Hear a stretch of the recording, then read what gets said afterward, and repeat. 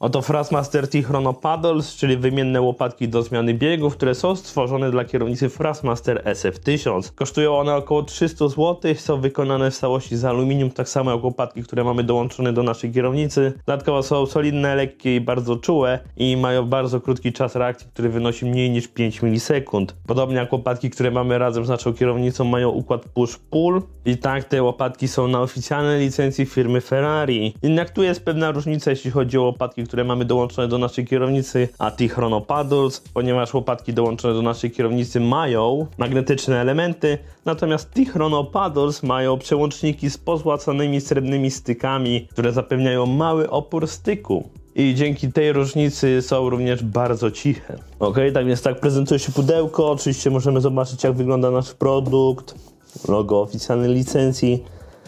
A z tyłu informacje, co mamy w środku, oczywiście kompatybilność tylko i wyłącznie z jedną kierownicą. No i w środku mamy łopatki, narzędzia, a także instrukcje. Ok, na początku nasza instrukcja, mamy pokazany proces wymiany. Jeśli mamy już około SF1000, to wiemy, co robić.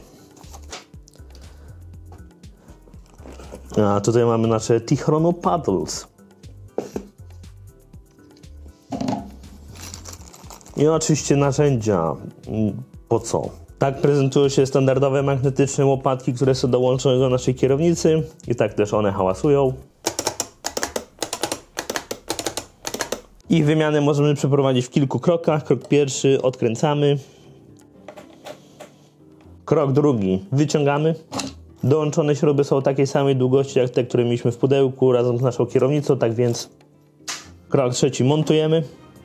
Krok czwarty, skręcamy. Ok, tak prezentuje się nasza kierownica SF1000 T-Chrono Paddles. Jak one brzmią?